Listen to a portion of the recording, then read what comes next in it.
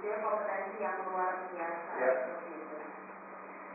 Jadi yang paling penting sebenarnya orang tua yang pertama kali menerima anaknya apa adanya. Jadi cinta tidak bersyarat itu. Aku sayang kepada kamu bukan lantaran karena kamu ini, tapi kan aku sayang kepada kamu karena kamu. Jadi tidak ada syarat-syarat tertentu. Karena itu buat anak dapat terakomodasi kebutuhan psikologisnya. Yang pertama kebutuhan untuk dicintai. Setiap anak sebenarnya butuh mengetahui secara pasti bahwa dirinya dicintai. Orang tua kenapa sudah sayang pada anak, tapi seringkali orang putih cinta orang tua itu tidak dirasakan oleh anak. Orang tua menganggap dengan memberikan segala macam kebutuhannya, dia sudah dicinta. Padahal anak ada kebutuhan lain, kebutuhan ingin dihargai, ingin diakui, dengan kecemasannya. Maka ada sebuah seorang bakal mengatakan, children not only need to learn how to express physical affection, but in many need to be taught how to express affection verbally. Jadi artinya ada di bawah ini. Ada di bawah ini. Nah, anak-anak tidak hanya butuh ekspresi dari orang tuanya dari fisik, tapi juga ungkapan saya, ungkapan kasih. Dulu pada saat bayi kita di gendong oleh nenek, itu akan bilang candaan di gereja kecil dari bahkan pakai bahasa Romo sebenarnya. Kalau kita berpikir ini bayi atau dikromo ini kan? Ternyata tidak. Sebenarnya pada saat kita kromo kepada memberikan bahasa kromo kepada anak itu, harapannya apa? Harapannya anak-anak tahu tentang bahasa memuliakan, bahasa menghormati, bahasa menghargai anak. Sejalan dengan sebenarnya perintah Nabi, efektivitas pembelajaran agama, efektivitas membangun karakter, efektivitas memperkenalkan norma, memperkenalkan nilai-nilai moral itu diawali dari konsep menghargai. Nah, ya, kalimat dalam hadisnya akrimu awaladakum wa akrimu agabakum. Hargailah anakmu dan kemudian didikan dengan kata-kata tadi. Kalimat menghargai itu diletakkan sebelum kalimat mendidik. Karena ketika anak merasa tidak dihargai, sulit bagi kita untuk mendidik dia. Karena makhluk mau pakai cerita apa nggak cerita. Kalau anak yang merasa dia dihargai, mudah. Karena dia tumbuh perasaan berharga, mudah bagi orang tua memasukkan nilai-nilai menghargai. Dan anak akan menghormati orang yang menghargainya. Kalau orang tuanya telah menghina, juga ngomel, nggak boleh jadi belajar lagi, ya kan? Juga melecehkan, saya nggak ditakuti sama sekali. Ada yang malah tidak disukai. Jadi efektivitas pembelajaran ada, efektivitas menanamkan nilai moral dari konsep menghargai kekurangan dan kelebihan itu, termasuk misalnya pada saudara kita yang mengalami disabilitas, cara paling baik supaya anak itu harus bisa dirinya adalah menerima kondisi nyata ya, misalnya yang memiliki disabilitas. Pelajari, diakui, dan kemudian dipikirkan di potensi apa dia berkembang.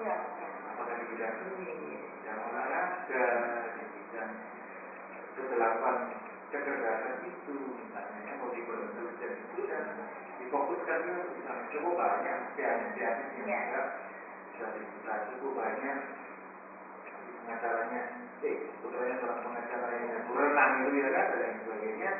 Itu karena orang lain bisa menerima kenyataan bahwa anak-anak memang mengalami keterbatasan di sisi lain dan di sisi lain dia pasti punya hubungan karena dia yakin bahwa Tuhan itu menetapkan nilai-nilai keseimbangan. Ya. Baik, artinya kekurangan itu adalah sesuatu yang pasti dimiliki oleh setiap orang manusia. Tapi bagaimana kita mengelola kekurangan tersebut dan juga menjadi sisi positif dari kekurangan itu justru yang akan mengangkat rasa percaya diri, termasuk juga untuk anak-anak atau remaja pemalu itu ya. Ya. Ada anak pemalu karena dia merasa dirinya ada sesuatu yang kurang dalam dirinya. Ya. Dan orang tua pertama memang menerima kondisi anak tersebut, ya. Yang kedua menghargai potensi yang mereka punya. Kalau sekarang si anak main gitar itu sudah biasa ya. Ya. Zaman kita sekolah dulu lampu gitaran, tapi ngapain ya? Lampu tembungan, tahu tembungan? Tembungan tahu ya? Sepak bola itu, lampu yang sepak bola itu pada zaman Jepang. Itu apaan dong saya? Saya nama-nama. Tembungan tadi, sepak bola sendiri masalah dia bilang. Sekarang kita lihat itu bahkan di antara orang tuanya, maka kadang-kadang anak bukan bakatnya disuruh sepak bola. Ini potensi-potensi itu jadinya gambar dan sebagainya. Bahkan Andri Surya yang dia juga seorang animator untuk film-filmnya Hollywood itu, dia itu penggemar game benar. Tapi orang tuanya distimulasi supaya dia tidak cuma bermain game, tapi memiliki karya-karya kreatif dari game yang dia lihat. Dia berikan software dan segala macam perangkat, membuat dia akhirnya menjadi animator handal sampai go internasional. Dia sering dipakai oleh. Coba orang tuanya sekali lihat, begitu mana malah kita game malah tidak diopo. Dia akan lebih terpuruk. Karena itu yang pertama menerima, kemudian melihat keunikan anak, menghargai dan mengakomodasinya. Bahwa anak kemudian ketika dia mengalami down orang tua, mengalami penurunan semangat, orang tua menyemangati, perlu menjadi seorang motivator. Tapi di awal yang paling penting adalah kepercayaan anak kepada orang tua.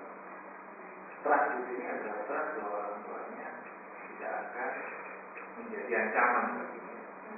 Ciptakan seluruh anak-anak untuk dia berani bercerita. Let your child know how you want it to talk to you.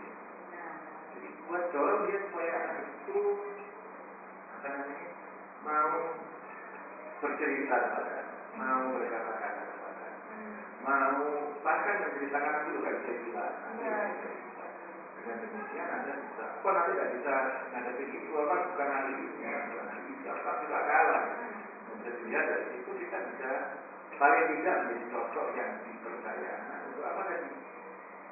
Menyampaikan harapannya, kita saudara yang mengerti keinginannya, menyampaikan kecemasannya, kita bisa menghargai kecemasan anak, dan kemudian mendorongnya menjadi karena orang tua menjadi support bagi anak-anaknya. Biasa dalam saran mengatakan ingat sesuatu di depan contoh ada di tengah dia jadi teman dan di belakang dia jadi support.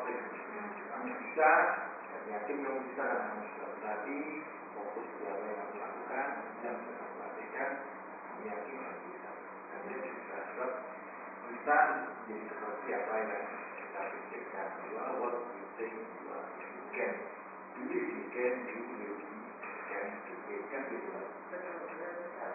Berarti kembali dengan pengertian lain ini bukan hanya anak-anak yang memiliki kekurangan ya dan anak-anak sifat pemalu yang konsep percaya dirinya dirubah, tapi selaku orang tua pun kita tidak harus membenahi diri dulu karena sebagai orang tua kan kita sebagai pendorong, sebagai motivator. Kalau sebagai orang tua kita justru menjatuhkan anak, ini yang akan membuat anak justru tidak bisa.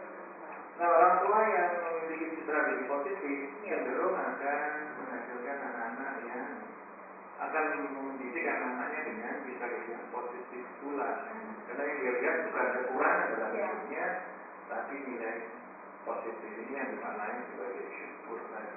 Makna bersyukur itu, thank for the God itu kan, thank to God itu kan sebenarnya lebih pada kemampuan mensyukuri yang kita punya. Sehingga dia lihat potensi-potensi yang baik. Ada cukup banyak orang berhasil yang hidupnya daripada miskin, tapi dia tidak berpikir tentang kekurangannya, Ya. berpikir tentang potensi apa yang biasanya kan macam. Karena itu cara pandang orang tua mesti positif. Yang seringkali terjadi memang benturan antara harapan ideal orang tua dan kenyataan. Iya. Di tengah itu mestinya harus ada keseimbangan. Nah, ini yang kadang-kadang sudah dipahami oleh orang tua karena ya orang tua biasanya hanya menuntut anak untuk melakukan banyak hal yang baik, melakukan hal-hal yang bagus, tapi justru orang tua sendiri tidak mensupport anak dalam proses itu tadi memberikan dorongan-dorongan. Yang lebih menarik, orang tua itu lebih banyak menghakimi atau lebih banyak mencela anak-anaknya yang salah atau gagal. Ya. Tapi minim sekali memberikan pujian pada apa yang sudah dicapai anak. Nah, contoh paling gampang misalnya nilai ulangan itu 5, 4, mau 6, mau nggak harus mengalami kan. Iya. Tapi ketika anak itu mencapai 6, dia bilang, malah aku sekarang dapat 6, sekarang kamu dapat 5, udah nggak ada pujian, oh ya begini. Kalau itu ambil tanggung nih. Terus dikompar-kompar begitu ya. Ya bagus kamu sekarang, nah mudah-mudahan kalau mudah dan lebih bagus, kamu bisa lebih dari apa, kamu bisa sempurna.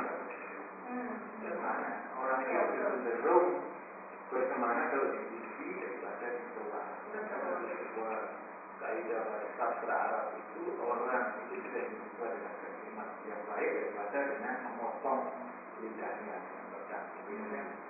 Itu artinya bahwa dengan pujian orang bergerak. Seorang atasan kalau menggerakkan karyawannya dengan lebih banyak menghargai apa yang dilakukan, memuji dan kemudian menyemangati supaya dia lebih baik daripada setiap hasilnya dicela, pasti akan membuat karyawan itu lebih banyak hingga menggunakan yang baik. Teori yang motivasi yang mengatakan seperti itu. Ya, sesuatu yang memuaskan dan sesuatu yang memuaskan itu cenderung mengulang. Satisfy tend to be repetitive. Orang-orang yang kuat itu cenderung untuk repeat, mengulang ya. Karena itu kan ada teori kepuasan pelanggan, teori bagaimana melampaui harapan konsumen, delight ya. Sama itu ya bagaimana. Mestinya saya nggak pernah berpikir kalau 15 menit setelah pasien itu turun pesanan belum datang, kita dapat ganti rugi. Saya nggak pernah berpikir saya dapat voucher makan gratis misalnya. Karena kelalaian karyawan itu kan karena sebenarnya ya betul saya akan bayar di sana. Kalau makan saya bayar di sana karena melampaui kepuasan dengan dan pastinya menarik kita sebagai orang tua juga harus belajar bagaimana sih cara